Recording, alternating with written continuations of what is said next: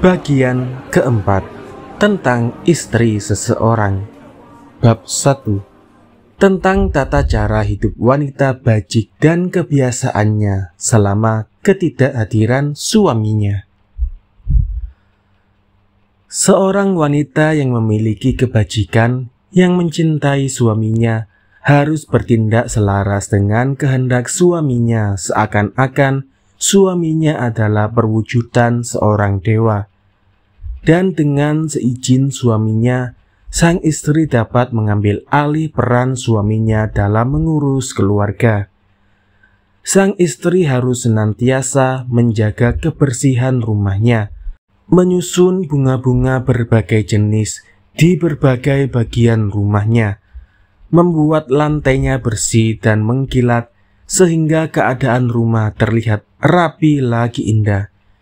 Ia juga harus mengatur taman di sekeliling rumahnya dan menyiapkan segala kebutuhan untuk melakukan pemujaan pagi, siang, dan malam hari. Terlebih lagi, ia sendiri harus melakukan pemujaan dewa keluarga.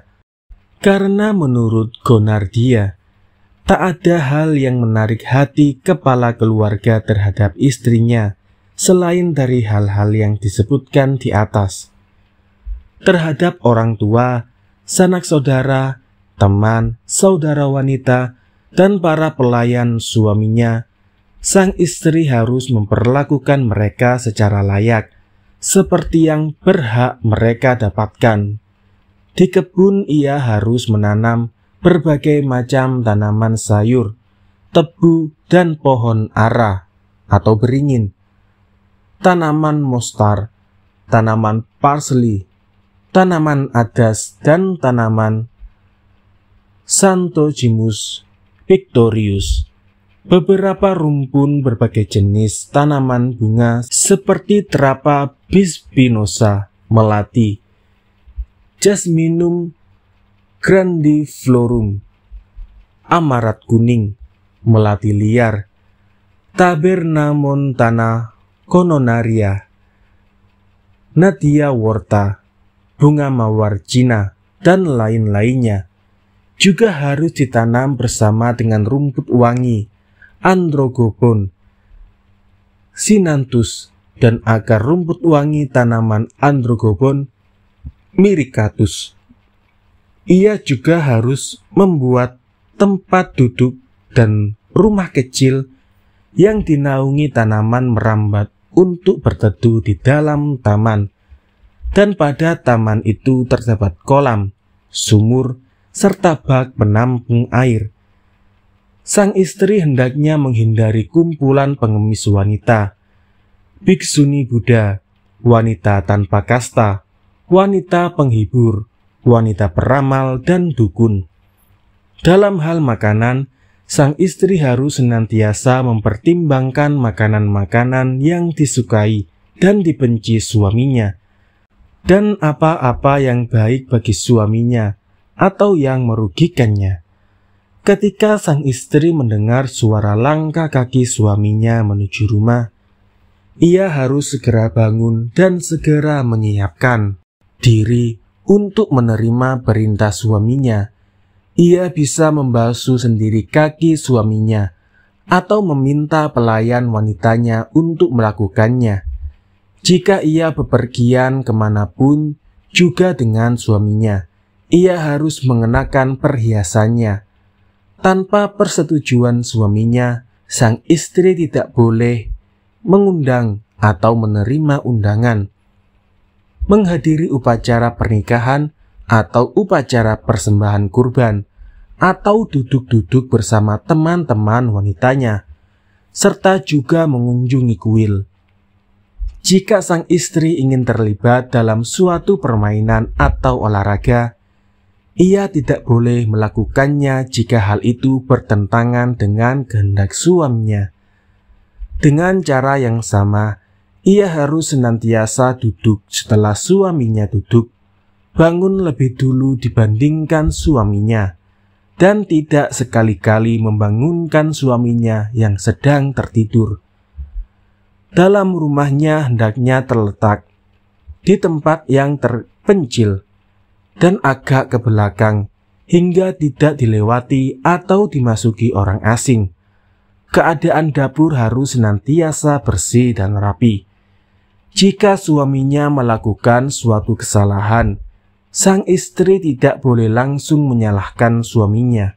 Meski hal itu membuatnya tidak senang, ia tidak boleh menggunakan bahasa kasar terhadap suaminya. Namun jika ia mengingatkan suaminya, hendaknya menggunakan kata-kata yang sopan, baik ketika suaminya tengah sendirian atau sedang bersama teman-temannya.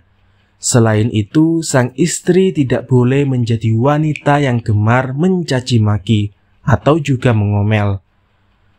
Gonardia berpendapat, tidak ada hal yang menjadi penyebab kebencian suami selain sifat para istri seperti itu. Yang terakhir, hendaknya sang istri menghindari berpenampilan buruk, wajah cemberut, berbicara dengan cara berbisik-bisik, berdiri di tengah jalan, dan memandangi orang-orang yang lewat, bercakap-cakap di taman umum, dan berada di tempat sepi dalam jangka waktu lama. Akhirnya ia harus selalu memperhatikan tubuh, gigi, rambut, dan segala yang terdapat pada dirinya agar tetap rapi, manis, dan bersih. Jika sang istri ingin menemui suaminya secara pribadi, pakaiannya hendaknya dihiasi dengan hiasan-hiasan, berbagai macam bunga, selembar kain yang dihiasi berbagai warna dan wewangian. Tetapi pakaian sehari-hari yang dikenakannya dapat terbuat dari bahan tipis, dengan corak tertutup, sedikit perhiasan dan bunga-bunga, serta sedikit wewangian. Sang istri juga harus melakukan puasa dan kaul atau nazar untuk suaminya. Jika suaminya mencoba untuk menghentikan hal itu, ia harus membujuk suaminya agar diperbolehkannya untuk melakukannya. Pada waktu-waktu yang tepat setiap tahun, dan ketika kebetulan harganya sedang murah, ia harus membeli tanah, bambu, kayu bakar, kulit hewan, dan periuk besi. Begitu juga dengan garam, serta minyak, bahan-bahan wangian, bejana air, yang terbuat dari buah tanaman Wurikti antidysenterica atau Wurikti berdaun oval, obat-obatan, dan barang-barang lainnya yang selalu didambakannya ketika dibutuhkan dan disimpan di tempat tersembunyi atau rahasia di dalam rumah itu. Benih-benih tanaman bit, kentang, mangga, mentimun, terung, labu, kusmanda, surana, bignonia indica, sambiroto India, cendana, prem spinisa, bawang merah, bawang putih, dan sayur-sayuran lainnya yang ditanam atau disebar benihnya pada musim-musim yang tepat untuk itu. Selain itu, sang istri tidak diperbolehkan untuk memberitahukan jumlah kekayaan keluarganya kepada orang asing. Begitu pula dengan rahasia yang telah disebutkan suaminya kepada dirinya. Ia harus melampaui semua wanita yang setingkat atau sederajat dengan dirinya dalam hal kepandaian, pengetahuan tentang masak-memasak, kehormatan diri, dan cara melayani suaminya. Pengeluaran tahunan hendaknya diatur secara ketat. Susu yang tersisa dapat diolah dan dibuat menjadi ghee atau margarin bening atau keju. Minyak dan gula harus dipersiapkan di dalam rumah. Demikian juga ketika melakukan pekerjaan memintal benang dan menenun harus dilakukan di rumah. Dan tempat untuk menyimpan tali dan kayu untuk memintal tali juga harus disimpan. Ia harus datang untuk menumbuk padi dan membersihkan beras, menggunakan butiran beras dan detaknya untuk sesuatu. Sang istri juga harus membayar upah para pelayan, mengawasi pekerjaan ladang, mengurus hewan-hewan peliharaan, mengawasi pembuatan sarana, dan menjaga kambing-kambing, ayam jago, burung puyuh, burung nuri, burung jalak, burung tekukur, burung merak, kera, dan rusa yang dipeliharanya. Akhirnya mengatur pemasukan dan pengeluaran harian. Pakaian-pakaian bekas dapat diberikan kepada para pelayan yang telah bekerja dengan baik dan rajin. Hal itu untuk memperlihatkan kepada mereka bahwa pelayanan mereka mendapat penghargaan, dan juga pakaian-pakaian bekas itu disumbangkan atau juga digunakan untuk keperluan lain. Bejana-bejana tempat menyimpan anggur harus dijaga dengan hati-hati dan ditempatkan pada waktu yang tepat. Semua penjualan dan pembelian hendaknya juga diurus dengan baik.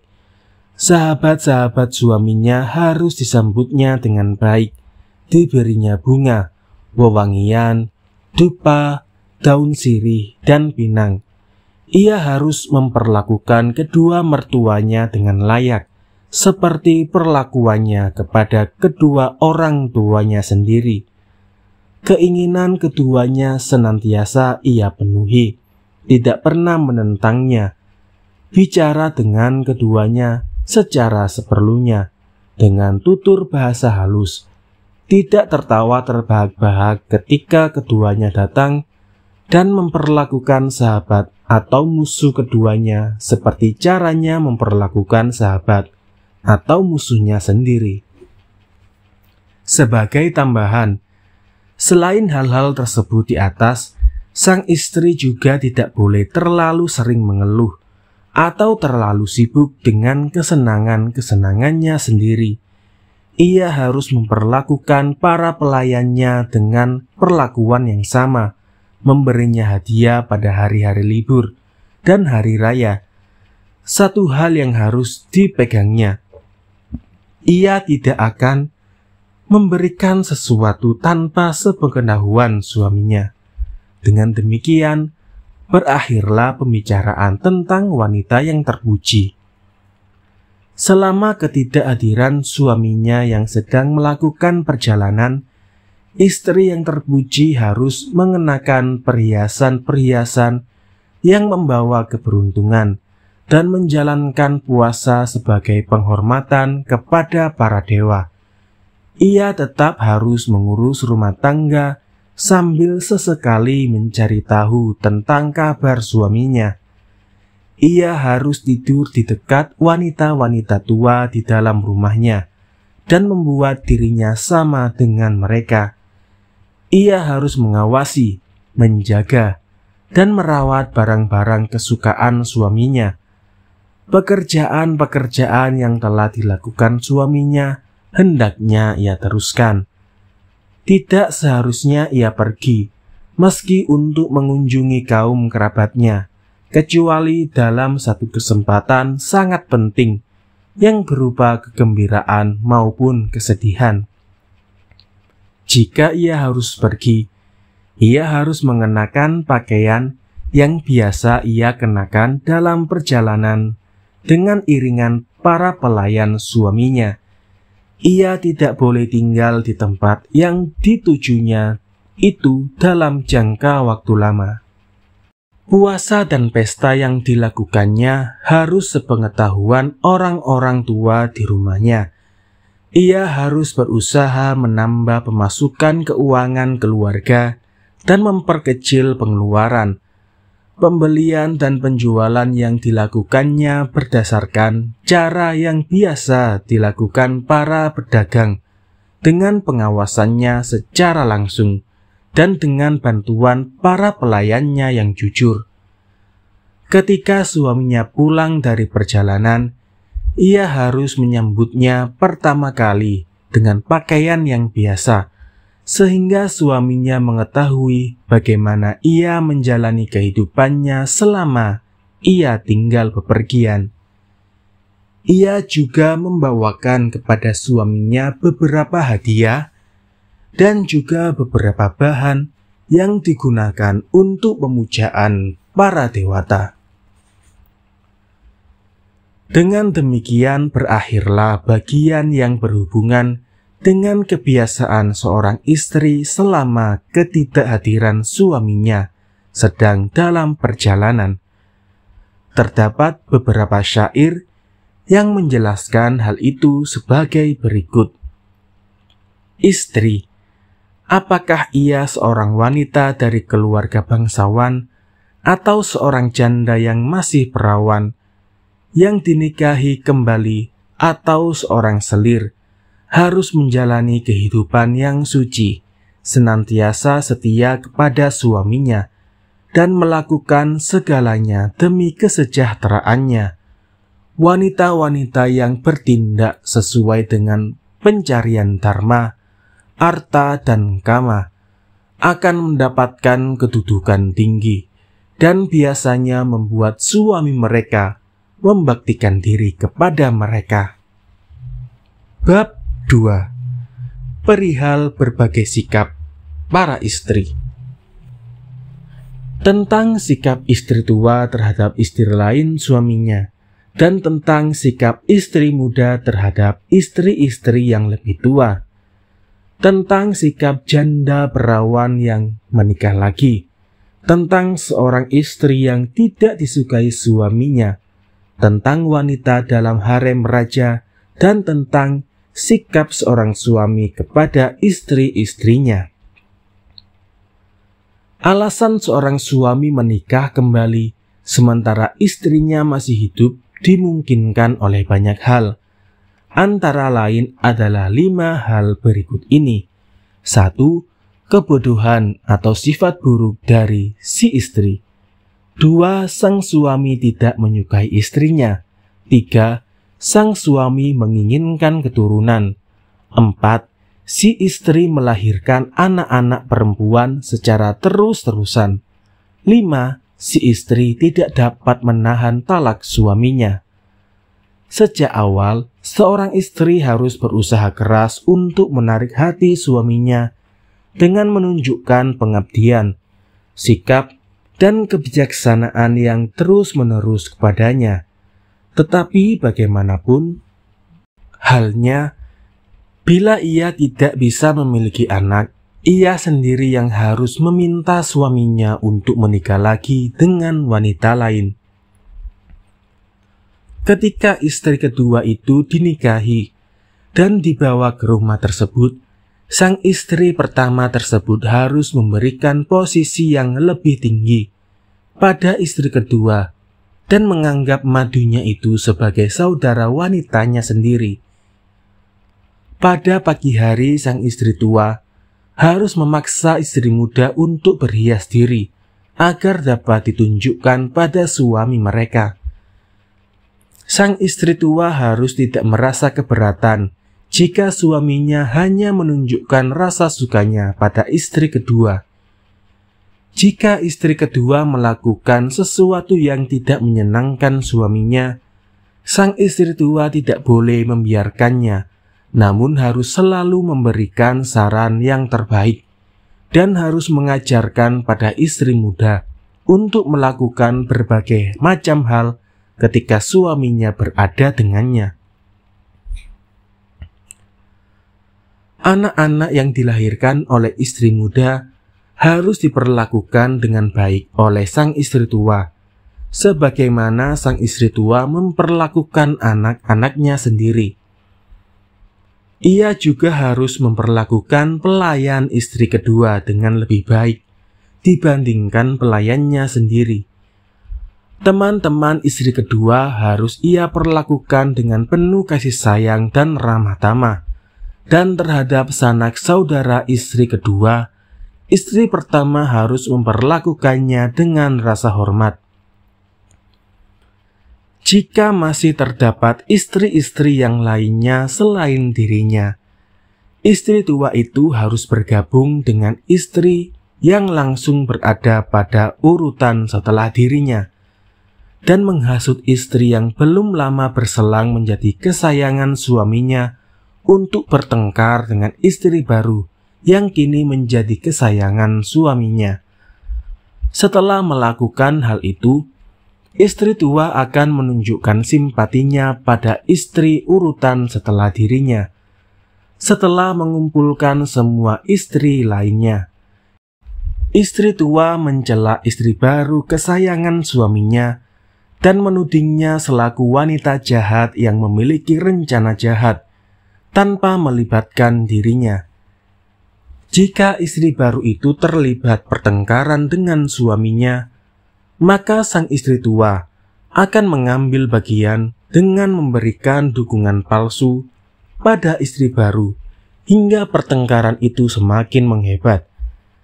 Jika pertengkaran itu hanyalah berupa pertengkaran kecil, istri tua akan berusaha dengan berbagai upaya agar pertengkaran itu dapat membesar. Namun, jika dengan berbagai cara itu suaminya ternyata masih tetap menyayangi istri baru, istri tua akan mengubah siasatnya. Ia akan berdamai dengan istri baru itu untuk menghilangkan ketidaksenangan suaminya. Demikianlah berakhir pembahasan tentang sikap istri yang lebih tua. Istri yang lebih muda harus menganggap istri tua sebagai ibunya. Ia tidak diperbolehkan memberikan apapun juga kepada orang lain, termasuk kepada sanak keluarganya sendiri, tanpa sepengetahuan istri tua. Kepada istri tua, ia hendaknya menceritakan segala sesuatunya, termasuk tentang dirinya. Ia juga tidak akan menemui suaminya tanpa izin sang istri tua. Jika istri tua bercerita kepadanya, ia tidak akan menceritakan kembali cerita itu pada istri-istri lainnya. Ia juga akan merawat anak-anak dari istri-istri yang lebih tua dengan perawatan yang lebih baik dibandingkan perawatan yang ia lakukan pada anak-anaknya sendiri. Ketika kesempatan berdua dengan suaminya tiba, ia harus melayani suaminya dengan baik. Sama sekali ia tidak akan menceritakan kesedihan atau penderitaan yang dialaminya berkenaan dengan istri-istri suaminya yang lain. Ia bisa mendapatkan tanda khusus dari suaminya secara rahasia. Boleh pula ia mengatakan kepada suaminya bahwa kehidupannya hanya untuk suaminya. Begitu pula ia boleh menerima rasa hormat suaminya terhadapnya. Namun sesekali ia tidak diperbolehkan memperlihatkan kepada orang lain perihal rasa cintanya pada suaminya atau rasa cinta suaminya kepada dirinya, baik dalam kebanggaan maupun dalam kemarahan. Karena bagaimanapun halnya, seorang suami akan memandang rendah pada istrinya yang membuka rahasia-rahasia suaminya. Perihal usaha dari istri muda untuk mendapatkan rasa hormat dari suaminya, Gonardia menyatakan hal itu harus diupayakan secara pribadi karena perasaan takutnya pada istri tua. Jika istri tua tidak disukai suaminya, atau jika istri tua tidak memiliki anak, istri muda harus bersimpati padanya. Ia akan meminta suaminya untuk melakukan hal yang sama kepada dirinya, meski ia juga harus melebihi istri tua itu untuk menjalani kehidupan yang lebih terhormat. Dengan demikian, berakhirlah pembahasan tentang sikap istri muda terhadap istri tua. Seorang janda dalam situasi yang buruk atau memiliki sifat lemah yang kemudian bersatu dengan seorang lelaki dinamakan janda yang menikah kembali. Para pengikut Babravia menyatakan bahwa seorang janda yang masih perawan hendaknya tidak menikah dengan seorang lelaki yang buruk sifatnya, atau lelaki yang sifatnya tidak sebagaimana sifat lelaki yang seharusnya, atau karena pengaruh orang lain. Gonardia berpendapat bahwa penyebab menikahnya kembali sang janda untuk mendapatkan kebahagiaan, sementara kebahagiaan itu didapatkan karena sifat-sifat baik yang terdapat pada lelaki yang menjadi suaminya, maka lebih baik baginya mendapatkan lelaki dengan sifat-sifat baik itu pada kesempatan pertama. Namun, bagaimanapun halnya, Vatsyayana berpendapat seorang janda dapat menikah dengan siapapun yang disukainya dan menurutnya cocok dengan dirinya. Pada saat perkawinan, sang janda dapat memperoleh uang dari suaminya untuk membayar biaya pesta minum, dharma wisata bersama kerabatnya, serta memberi hadiah untuk mereka. Atau ia dapat juga melakukan hal itu semua dengan biayanya sendiri jika ia suka.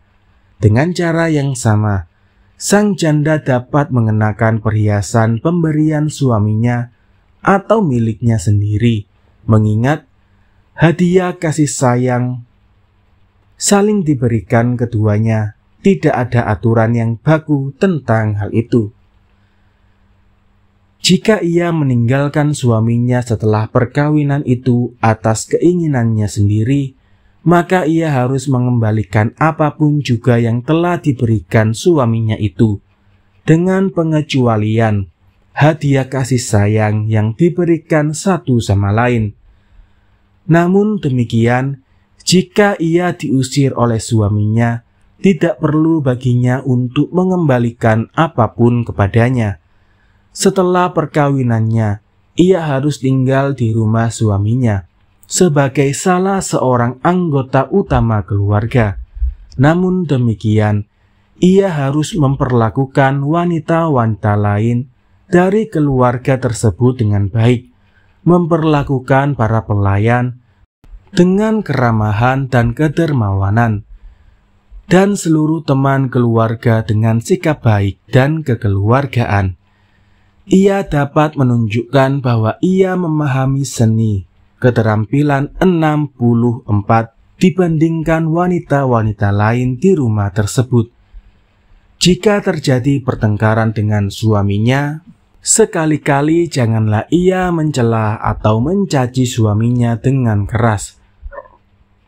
Namun secara pribadi, melakukan hal-hal yang diinginkan suaminya dengan memanfaatkan seni keterampilan 64 terhadap istri-istri lain dari suaminya.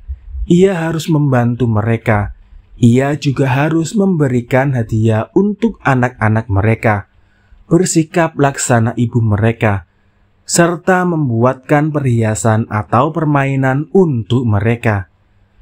Terhadap teman dan para pembantu suaminya, ia harus lebih memperhatikan atau mempercayainya dibandingkan istri-istri suaminya yang lain. Akhirnya ia harus memiliki kesenangan, pesta minum-minum, mengunjungi pekan raya dan festival, dan melakukan berbagai jenis permainan serta hiburan lainnya. Dengan demikian berakhirlah pembahasan perihal sikap janda perawan yang menikah lagi. Seorang wanita yang tidak disukai oleh suaminya dan dibuat jengkel oleh istri-istri yang lain harus bergabung dengan istri yang paling disayang suaminya dan yang lebih baik melayani suaminya dibandingkan yang lain. Ia harus mengajarkan semua seni yang diketahuinya kepadanya. Dia harus bertindak selaku pengasuh bagi anak-anak suaminya, dan setelah membuat teman-temannya berpihak kepada dirinya melalui teman-temannya itu, ia harus membuat suaminya mengetahui perihal sikap pengabdiannya pada suaminya. Dalam upacara keagamaan, ia harus menjadi pemimpin, juga dalam sumpah nazar dan puasa. Namun demikian, ia tidak boleh menganggap dirinya lebih baik atau lebih mementingkan pendapatnya sendiri. Ketika suaminya sedang berbaring di ranjang, ia hanya dapat mendekatinya jika suaminya memperkenankannya. Ia tidak boleh menentang atau menunjukkan ketidaksukaannya. Jika terjadi pertengkaran antara suami dan istri-istrinya yang lain, ia harus berusaha mendamaikannya. Jika suaminya ingin bertemu dengan wanita lain secara sembunyi-sembunyi, ia harus bisa mengatur pertemuan rahasia itu. Selain itu, ia harus mengetahui kelemahan-kelemahan suaminya, namun tetap harus merahasiakannya. Ia harus bersikap dan bertingkah laku baik sehingga membuat suaminya melihatnya selaku sosok istri yang baik, berbakti. Berakhirlah pembahasan tentang perilaku seorang istri yang tidak disukai oleh suaminya. Bagian-bagian yang diuraikan tersebut di atas akan menunjukkan bagaimana perilaku wanita yang tinggal di istana. Kini, kita akan membahas secara terpisah hanya tentang raja yang dimaksud di atas.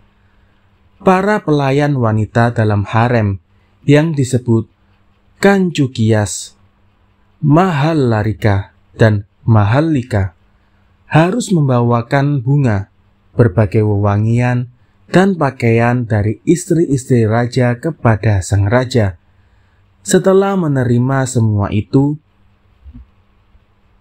sang raja harus memberikannya kepada para pelayan wanita tersebut sebagai hadiah bersama dengan benda-benda yang dikenakannya pada beberapa hari sebelumnya.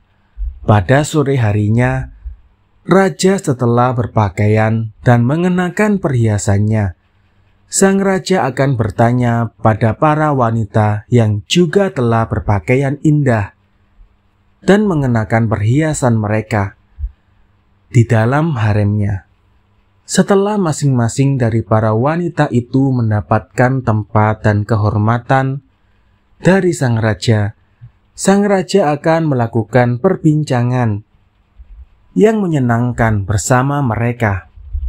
Setelah itu, sang raja akan menemui istrinya satu persatu. Kemudian bisa jadi menemui janda-janda perawan yang telah menikah kembali, gadis-gadis yang dijadikan selir, dan gadis-gadis penari. Semua dapat dikunjunginya dalam kamar pribadi mereka masing-masing. Jika sang raja bangun dari tidur siangnya, wanita yang bertugas harus memberitahu sang raja perihal istri yang harus menemani sang raja dalam malam harinya, yang harus datang kepada sang raja dengan ditemani para pelayan dari istri raja yang gilirannya telah tiba, atau dari istri raja yang kebetulan terlewatkan secara tidak sengaja ketika gilirannya tiba, atau dari istri raja yang mendapat giliran namun kondisi tubuhnya sedang tidak sehat. Para pelayan itu harus meletakkan obat salep dan wewangian yang dikirimkan oleh masing-masing istri raja tersebut. Masing-masing kiriman itu ditandai dengan cincin dan nama dari masing-masing istri raja. Alasan pengiriman juga harus mereka sebutkan. Setelah sang raja menerima obat salep dan wewangian itu, lantas disebutkan jika semua kiriman telah diterima sang raja dan hari giliran telah ditetapkan. Pada perayaan, pesta nyanyian, dan berbagai pameran, semua istri raja harus diperlakukan dengan hormat, serta harus dilayani dengan suguhan minimum. Para wanita yang tinggal di tempat kediaman para selir raja atau harem tidak diperkenankan untuk pergi sendirian ke acara-acara seperti itu. Wanita dari luar harem juga tidak diperkenankan untuk memasuki harem, kecuali mereka yang telah dikenal baik karakternya. Dan akhirnya para istri raja tidak boleh mengerjakan sesuatu kegiatan atau tindakan yang membuat mereka kelelahan. Dengan demikian berakhirlah pembahasan perihal sikap raja terhadap para wanita yang tinggal di dalam kediaman selir-selirnya dan tentang perilaku para wanita itu sendiri. Seorang lelaki yang menikahi banyak istri harus bersikap adil terhadap mereka semua. Ia tidak boleh mengabaikan atau membiarkan kesalahan-kesalahan mereka. Tidak boleh ia membuka rahasia tentang cinta, keinginan, cacat jasmani pada seorang istri kepada istri-istri yang lain. Ia tidak boleh memberikan kesempatan kepada salah seorang dari mereka untuk membicarakan hal-hal yang buruk dari yang lainnya. Ia harus memarahi dan mengatakan bahwa istri tersebut juga memiliki kelemahan-kelemahannya sendiri. Salah seorang dari istri-istri itu harus digembirakan dengan kepercayaan secara rahasia. Yang lainnya secara terhormat dengan diam-diam, dan yang lainnya lagi dengan pujian secara sembunyi-sembunyi.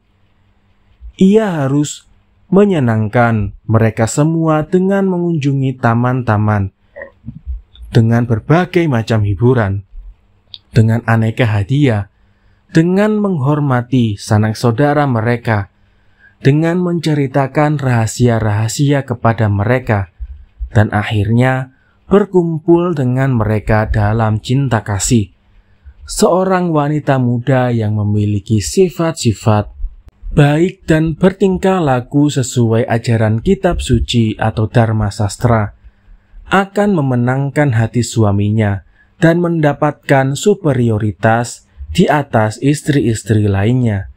Dengan demikian berakhirlah pembahasan tentang perilaku seorang suami kepada istrinya yang banyak.